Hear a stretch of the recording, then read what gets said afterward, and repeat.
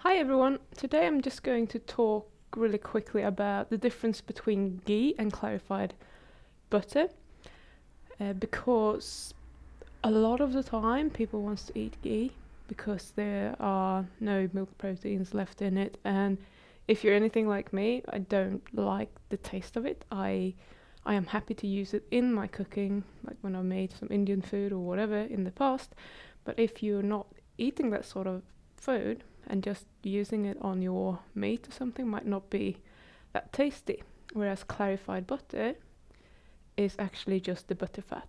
So I'm going to explain why.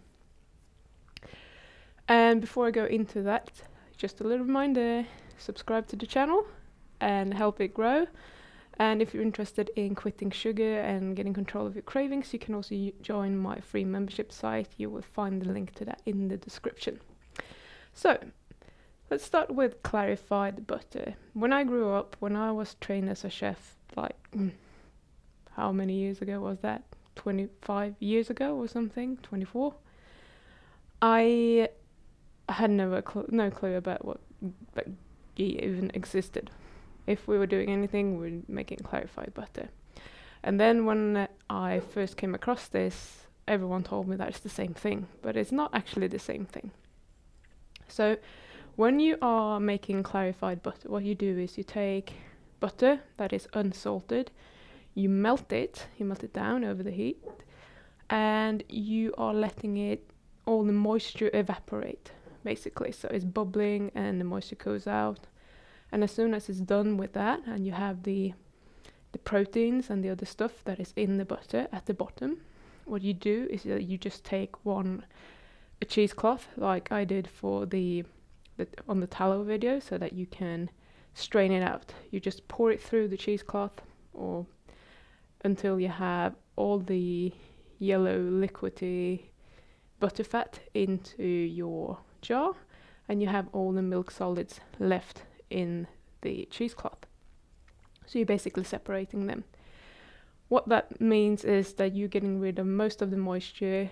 Butter usually have somewhere around 15 to 20% moisture actually, and other stuff, maybe a couple of percentage of that is milk proteins, and that's usually what we want to get rid of. So in my case, I am sensitive to whey protein as far as I know.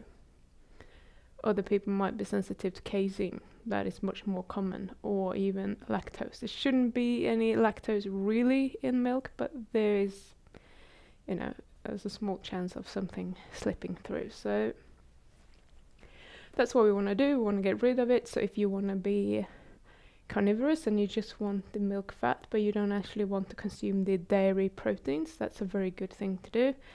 And that is not tasting very strange. It tastes like butter, but without the creaminess. I guess it gets a bit denser when it goes cold. Whereas when you are making ghee, what you're doing is you're doing the same thing, but when the moisture is gone, you don't actually strain it yet. You just let it keep cooking until the milk solids, the proteins at the bottom, they start going brown. So you're browning them, and that's what is giving the butterfat this flavor that I don't actually like particularly. So then you're straining it when they have already gone brown, and that's pretty much the difference. So the good thing with actually having this is that the shelf life really increases. You can have it in room temperature as long as it's an airtight container, or you can just store it in the fridge, which is obviously better if you're not going to use it straight away. It will keep better, and just use it for whatever. So that's probably a project that I'm going to undertake very soon and make a lot of clarified butter. But please use unsalted butter when you do that, otherwise you get lots of extra things in there that you don't want to do. And both of these for the butter fat, the smoke point is really high, so it's really good to actually fry in as well. It works a lot better to fry things in than when you have the milk solids, because the proteins will burn very easily, and you don't really want that. So yeah, that was that. I wonder how I was doing for time. and 5 minutes, that's pretty good. So I'm gonna leave you with that, and I will see you again tomorrow. Take care.